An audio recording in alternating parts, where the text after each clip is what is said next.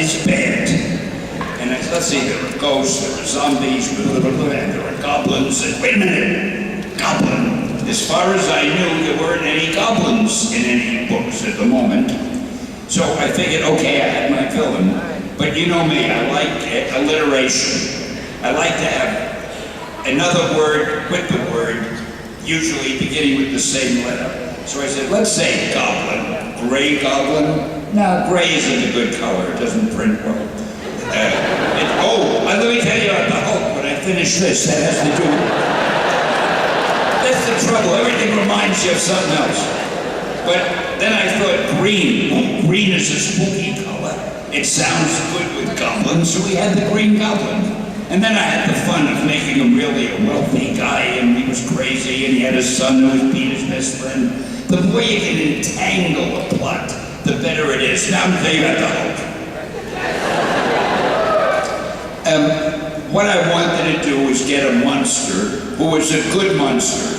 I always loved the Frankenstein movie, and I always felt that the role that Boris Karloff played of the monster, he was really the good guy. He didn't want to hurt anybody. And those idiots with torches kept chasing him up and down the hill.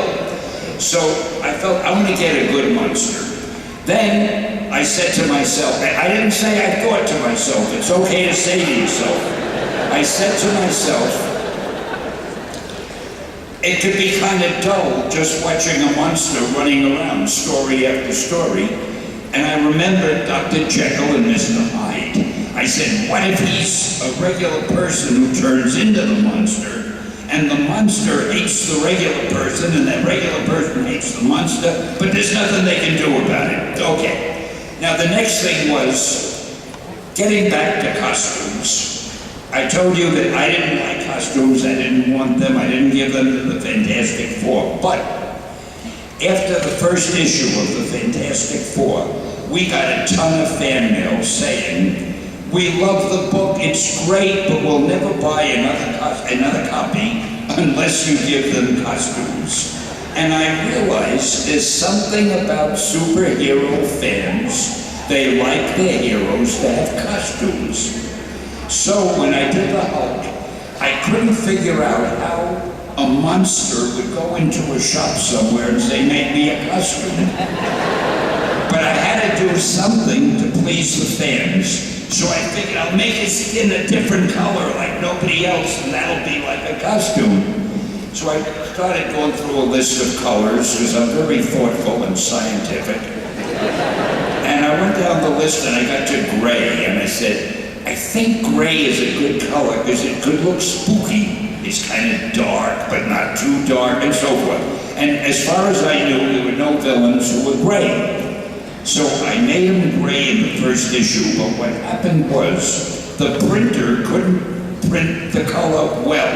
On one page he looked dark gray, on one page light gray, on one page he was almost white, he was black. It was like we didn't know what color our character was. There are no flies on me. I said, I'm going to change the color. So again, I went through a list of colors and I said, green isn't bad. And I decided to make him green. And that's why those of you who might have a first issue of the Hulk might wonder, why is he gray when he later became green? And now you know the inside story, you lucky people.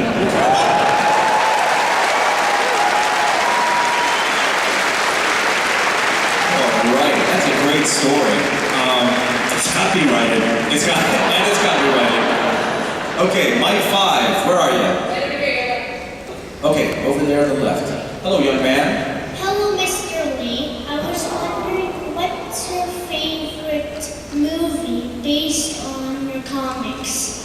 My favorite movie based on my comics?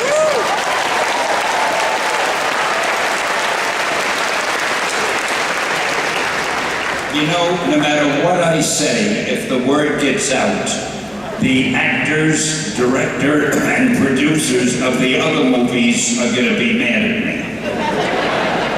They're all my favorites. I love them all. But I must admit, I just saw The Avengers the other day.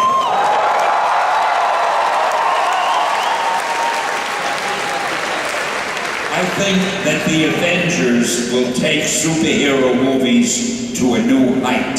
I can't wait till you all see it.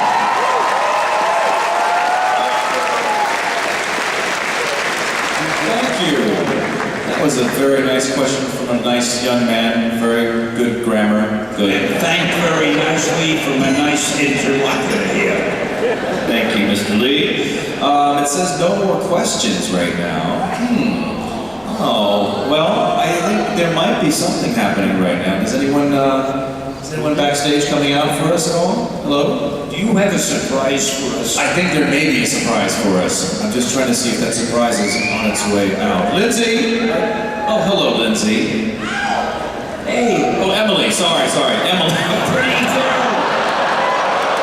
Weird. It's my first time in Calgary. Give me a break, okay? We have a card. I'll see you all later.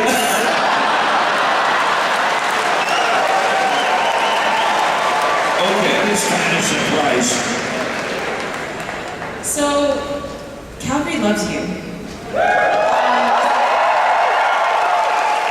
And we through my Facebook page, the Ask Emily Facebook page,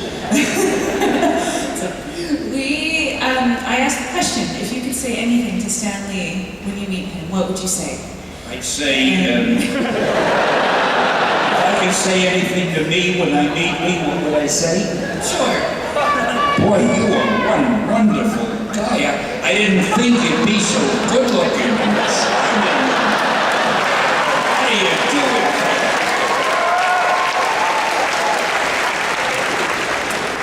We took all of those responses and we put them into this card. So I didn't say them I yet. know. So each and every one of you who responded to that Facebook post, your response is in this card right here for Stan. Wow.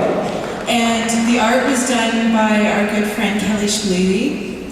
And she's got the original backstage somewhere. But this is something we really wanted to give you that you could take away from the expo so that you can know just how much we absolutely adore you. Thank you, that's wonderful. And the difference that you have made in the lives of thousands of people around the world.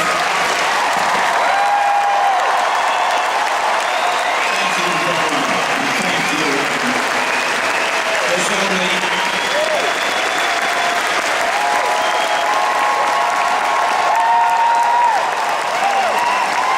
I didn't discover the cure for cancer.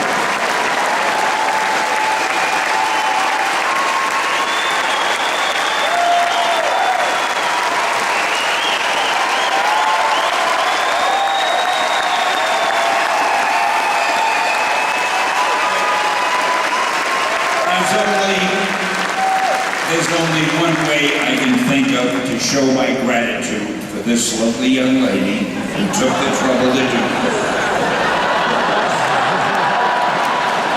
I'm not so dumb.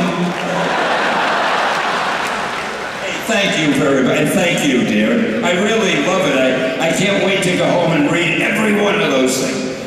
Everybody, let's thank Emily and Mr. Stan Lee for coming out here. And go see Avengers. Is it over? It's over. It's just getting started.